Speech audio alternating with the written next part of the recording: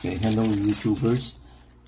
So, dumating na yung LiPo battery na yung brand niya is Sanpa daw, SERC na LiPo battery. This one is a 3S LiPo battery with a milliamp of 5600 mAh. Actually, ginagamit ko to siya for the speedboat. Itong dalawa na to para magiging 6S siya. Okay, so ito dumating na to, pero this is a higher capacity, no? So this is unboxing for my new dalawang 3S na LiPo for 6400 mAh.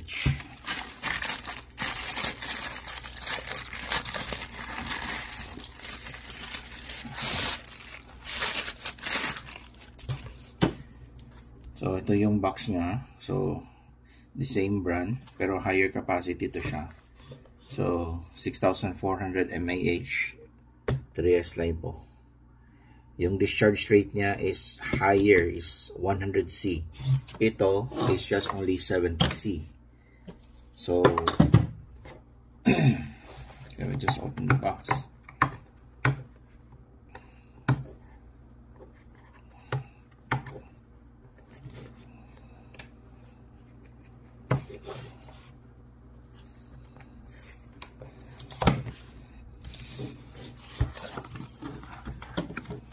So may kasama pa siyang sticker. The same thing with my first batch. Itong battery na to, may kasama din siya. And then there's the manual. So tingnan natin kung hindi ba nag-swell yung battery. So far naman this brand, I noticed maganda yung packaging nila. The same thing with my first batch with the 3S, no? Although this is a higher capacity. So ito, obviously, mas malaki ito siya. Mas mataas.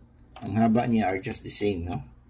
But, ang connector niya is different. But it's okay. I'm going to change this one to XT90. This is an XT90. If you notice, there's a black rubber. Sinasadya ko yan because this is used for the speedboat. Sometimes we know that ang RC speedboat, magka-capsize siya in between sa dagat, ano, sa water, para hindi papasok ng tubig. So we need to do waterproofing here. Ito naman yung ginagamit ko for the waterproofing is this one. Just like a Colgate pero itim yung ano niya. So all you need to do is put it here, yung sa mga holes, para hindi papasok yung water. Go back to this. So far hindi naman nagsiswell. Let's check with the other one. Walang swelling. The same thing. I think 6400 mAh. Yung discharge rate niya is 100C. That's the discharge rate niya. So if we're going to check if this, tingnan natin kung hindi ba to dead.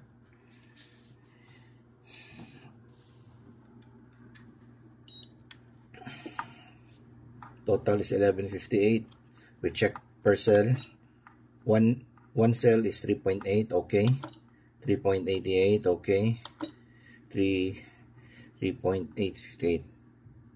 We know for a fact that this voltage rating that shows up here is the storage voltage.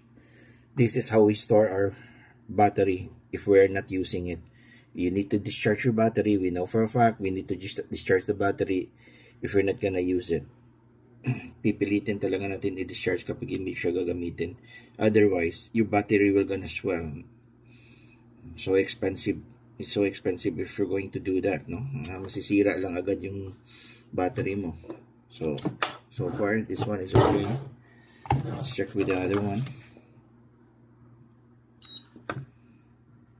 1158. One cell is 3.8, 3.87, and the third one is 3.85, no? So there are 3 cells.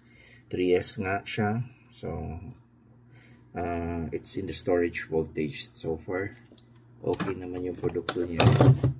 So what I'm going to do is I will be cutting this and change this one to XT90 like this, because lahat ng mga speedboat ko has a connector with like this, mga XT90. Then once makakabitan na siya, all I need to do is put a for waterproofing here, dito lang, yan, dito lalagyan din natin dito, but of course let's avoid putting it here. Let's say for example, once mag-capsize yung speedboat mo, actually with my experience, itong battery na to, itong first set na to, yung katamaran ko na Traxxas, nag-capsize talaga siya. It was already 80% sinking siya. That was in Bohol. The speedboat ko, ang dami talagang tubig. Ito submerged talaga siya totally. But you know what? Even though yung sa ESC ko is also waterproof, no? Umiilaw, may umiilaw pa rin siya, gumagana pa rin yung nakasubmerge yung sa water. Dun ko na experience na how effective yung sa waterproofing na nilalagay ko siya. Ito, buti hindi siya nasira. Once na recover ko yung speedboat na yun, drain na yung water, kinuha ko to siya, chinek ko yung voltage, okay yung voltage niya. Kung nagso-short siya, malamang nasisira talaga, nasisira na tong battery ko. But so far, ito, ginagamit ko pa rin siya. No? Yun nga lang, dito tayo magkakaproblema. Kasi, ito kasi, exposed to siya. This is a metallic. Anything metallic, masubmerge mo siya sa salt water. Salt water is very toxic for the metal. No, magkukorrode siya agad. Most especially, battery. The battery, may current siya, plus the metal. The battery, may the metal. Okay, okay, sorry, naputol tayo, there was a call. Okay, go back to that issue, yung sinabi ko. This portion here, this is a metal, plus may current to na may voltahe to, active tong battery nito. Once masubmerge siya ng salt water, mag-o-oxidize to. That's the right term, oxidation. Itong metal na to, magiging green to siya. Which means, magkukorrode yung metal mo. Once it's corrosive, tatakbo yan siya sa mga wires mo. So, normally, may maintenance akong na ginagawa. Tinatanggal ko lang to siya, tapos puputulin yung dulo. Tapos, meron naman ako mga spare ng ganito. Itong metal na to, nasa loob na to, yung mga small pins. I have a stocks on that. So, yun, pinapalitan ko talaga yan siya para may connection. Madidetect yung balance connection niya. Yung sa balance charger mo. Which is very important. Otherwise, kapag hindi to siya madidetect sa balance charger mo, sasabihin niya, error in connection. Walang connection siya.